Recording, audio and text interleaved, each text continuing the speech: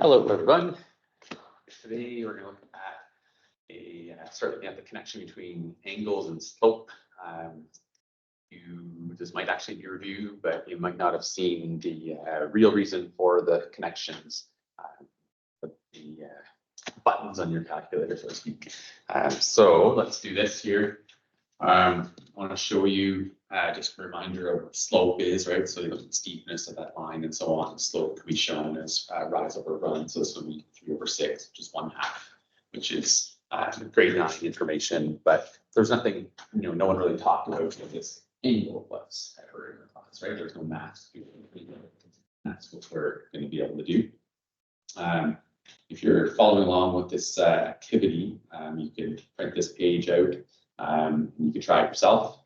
If you're doing math and you want to have a protractor handy, and make sure you're using it properly. So let me just show here. It's hard to do this digitally, but if I line up the center of the protractor, the point of the angle, then you could count. And notice that I need to count with the small letters. So it's going to be 0, 10, 20, 30. So that one's about 37. Right, 35 or 67, so 37 so to there. We're not calling it 140 something. That wouldn't make any sense. And if we were measuring some angle over here, we have to try and line it up. And just like you would on your page, right? And then now we're counting the small numbers here. Not that quite right. To get the idea. That's better. Anyways, so 10, 20, 25, 26, 27, 27.5, 28, something like that, 28 degrees or so, like this, from 10 to 20, and so on. So make sure we're good at measuring angles, and then the task is to use a protractor to draw a line that's at 40 degrees. You can even just Google. I've just been doing that actually. Google 40 degrees. And grab a picture of it and print it out that way if you want. They tend to be pretty accurate. And so if you draw an angle at 40 degrees, the task is just to measure the slope. So on this graph here, I'm going to pick out this nice exact spot there and the nice exact spot we started with. Okay, and you go over. Well, I'm going to count how many. What I have horizon runs. So I got 1, 2, 3, 4, 5, 6, 7, 8, 9, 10. Rise 1, 2, 3, 6, 7, 8, 10, 11, 12. Or a run. So we've got slope of 10 over 12, which when you divide those, 10 divided by 12, I'm getting 0.83 repeated. Okay, so everyone in a class, everyone around the province for class does this hopefully and sees what they get as a number. Compare my 0.833. Right? If we were to go and compare a bunch of those, you'd find that we get very similar results. So depending on how many squares you counted over, depending on what kind of grid paper you used and so on, you might have 5/6 or 6/8 or whatever the numbers are. This is from a class sample, and we had some outliers here that were maybe not as good, like the 0.667 business and so on. But average that out, you get about 0.84. Okay. So there's some kind of connection between 40 degrees and 0.84 as a slope, because these were all different size triangles. They're just all 40 degrees, right? So any line with slope of 0.84 is an angle of 40 degrees is what we're seeing. So, the only difference around the province, around the room, is just the size of the triangle. And so we'll talk about that later in the course and call these similar triangles. Okay, so it's a little bit of a link. As you can see here, we have a small triangle, a large triangle, and they both clearly have the same slope of that blue side and the same 40-degree angle. So for me here, if I'm making similar triangles, this is more for later in the course, but if I clone this thing and just make it bigger.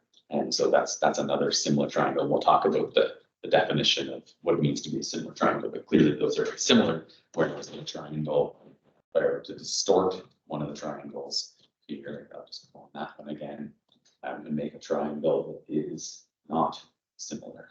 Right? This one's really skinny and long, it's not really that similar. So obviously it's still a triangle, but that's about the only similarity. So that would be later, of course, become similarity. Similar triangles themselves. So for now, yeah, we have, I want to show you here, there's a page, like a book, that you used to have to look up angles, and it's before my time even. But you look up values, and you can see here on the table, this 40-degree angle has a value, a slope value of this. You know, it wouldn't say slope, it would say something else, right? And that's what I'm trying to get you to investigate and figure out. What kind of button can you use on your calculator where you end up getting about 0.84. It's actually 0.839099631 ...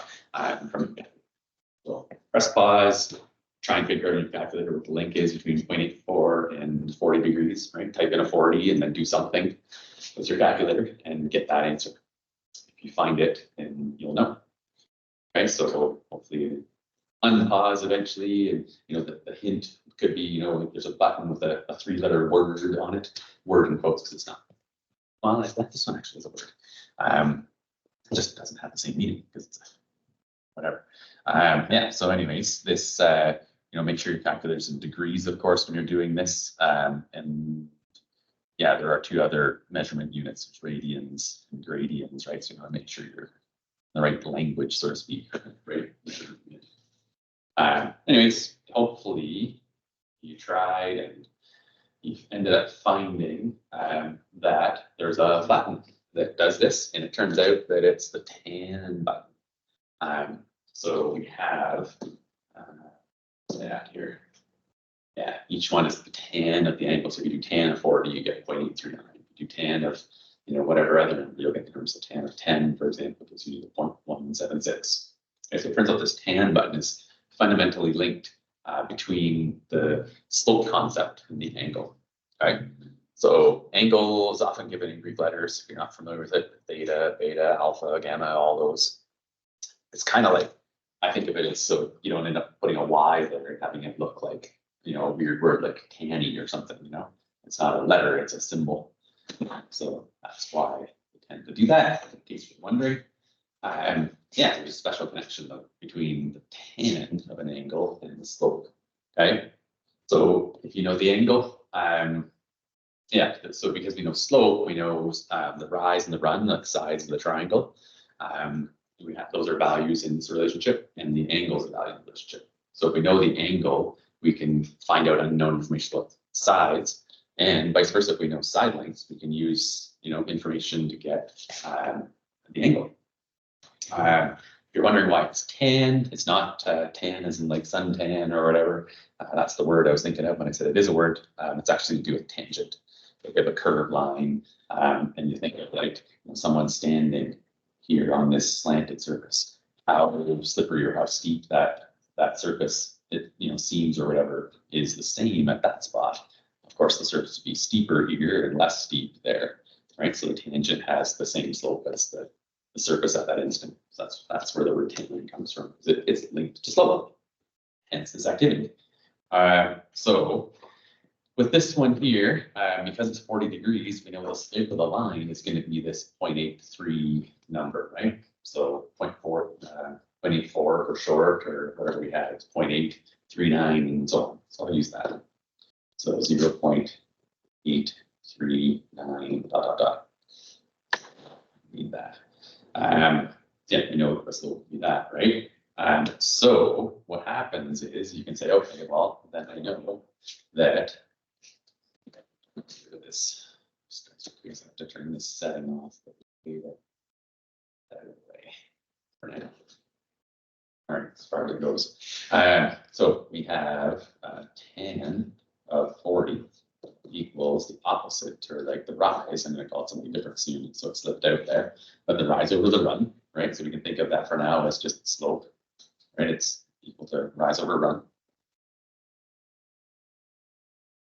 And so we know the number 0.839 from pushing the tan button or from our activity we just did.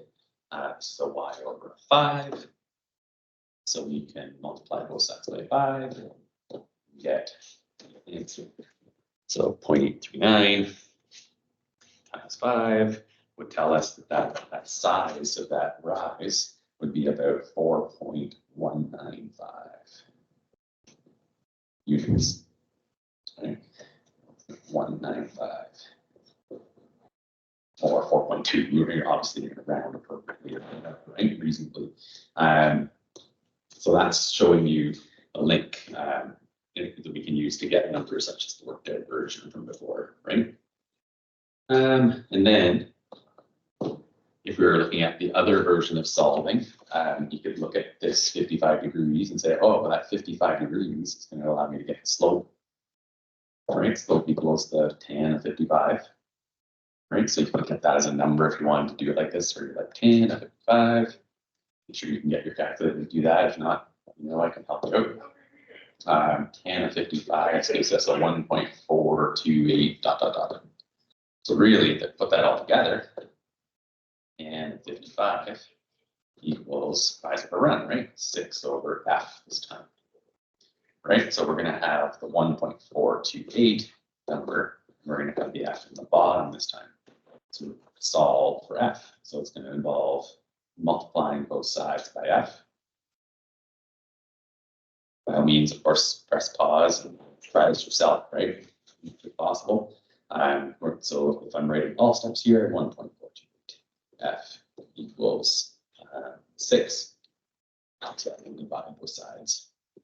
1.428. And it's going to give us that f equals, it's going to give us that side. So 6 divided by 1.28 is us. That's going to be 4.2 units or so. It's on there, so I'll just leave it like that. Yeah, so that's just the other solving case. We have to solve for the bottom fraction or the denominator, like the math words. So this is the version of it. And the other thing you can do, if you think of this equation, there's 3 variables, right? And so you're not always just going to be given rise and run, and give the angle and ask for one missing rise and run. You might be given rise and run and ask for an angle. So you could be given this one and asked for this one, which is a little trickier math steps. I have to show you one more thing and make that happen. Okay. So for this question, this is one of those. So I'm actually doing this based on the previous work we did. We know that a rise of 4.2 and a run of 5 is actually at 40 degrees.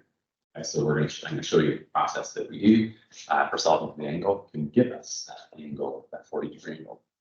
So what you do is you notice here that we have tan of x equals slope, right? Equals the 4.2 over the 5.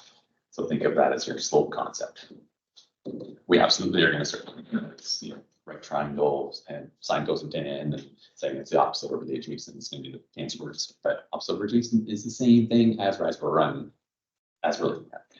So it's not actually different. It's just a nice way to introduce what these buttons really mean, right? Instead of just learning sine, cosine, tan as a bunch of mysterious things, I like to show what it's really about. And what it's really about is, like I showed you, this table back here, right? That there's a bunch of numbers that you can calculate. There's a program in your calculator that will get the slope or a given angle, and then use it, like I'm showing you, to get missing values of size or even missing angles. Okay, so that's what those buttons do. They just give you those ratios of size. In this case, the ratio of rise over run, or opposite over adjacent. So you need to do 4.2 divided by 5. Gives me 0.84. Right? Yeah. So then you have that, and so then we want to get x all by itself, right? Well, we got to get rid of that tan. Tan of x is equal to 0.84. So we need to do a little bit of work to figure out what just x is rather than tan of x. So it's kind of like equation solving, right? Where you get rid of tan, right? Except we can't just divide the sides by tans. That doesn't make sense. Tan's a function. It's a computer program in your calculator. So we need to undo that computer program. And so it's called often tan inverse or I think shift tan, whatever. I write it like this. Many people do. So when we do tan inverse, it gets rid of tan. Okay, so that gets rid of tan. But I've done something to one side of the equation. So I have to do that same thing to the other side of the equation so that the equal sign is still true. So I have to do a tan inverse over here as well. So that's what you really do with your calculator, is you do a second function or inverse function or shift, whatever it's called in your calculator. And you do tan, so that it's going to say tan negative or tan negative 1 or tan inverse on your screen. And then you type in the 0.84. So you're doing tan negative 1, 0.84, and you get a number spit on the screen of, so the x is left over here because the tan's gone, and you're left with a 40.03 dot, dot, dot. So it's like, hey, there's our 40 degrees that we know. All right. So you can see if you solve for a missing angle if we know both of the sides. All right. So there's some more for your practice. There's solutions to those ones posted here already. So you can try them and check your work. Let me know if you need any more help. And the other thing I want to show you before I sign off here is that you can work with slope directly. Like if someone said, hey, it's the slope of a line that's at an angle of 55 degrees. So then you're like, oh, well, I know slope is just the tangent ratio, what they call it, right? Or tan for short, tan of 55. So you just literally just do tan of 55. And we're not thinking about the rise and the run and the triangle as much here. We're just calculating the slope. So 4.2 dot, dot, dot. That's the slope. Neat, right? It relates back to a grade 9 concept. And then, note we do the same number again here. If we hadn't ever done that, and we said, okay, what angle are we at if we have a slope of 1.43? You'd say, well, I know, basically, if I was communicating everything, I could say slope equals tan of, the unknown angle x or theta or whatever. I'll throw in theta. As I said, that it was usually going to be Greek symbols, right? So there's your theta symbol. So then you're saying, okay, well, then that means a little bit 1.43 or so equals this tan of this unknown angle theta. And so just like before, tan inverse both sides. And just write it exactly like this. It's nice and simple. You can see what you're doing. You can tan inverse of both sides. You get your theta, it's just left over because tan's gone. And when we do tan inverse of 1.43, it spits out an angle of 55 degrees. So we actually spit out like 55.034 dot, dot, dot. But obviously 55 degrees is perfect. Seeing works, right? So as usual, on the very first part of the slide, or the lessons or whatever, you have your questions to practice on this and submit. So obviously here you just tan 45 gives you the slope. So, or yeah, tan 45 degrees gives the slope, and then for the two, like, oh, yeah, the slope of 2, tan inverse of that's going to give you the angle. And then some triangles like normal, like we did in the lesson to solve for missing pieces, either missing sides or missing angles. All right, so message me, email me, not email so much, but message in D2L and message me on Teams if you have any questions. Signing off. Eventually, once I find the spot.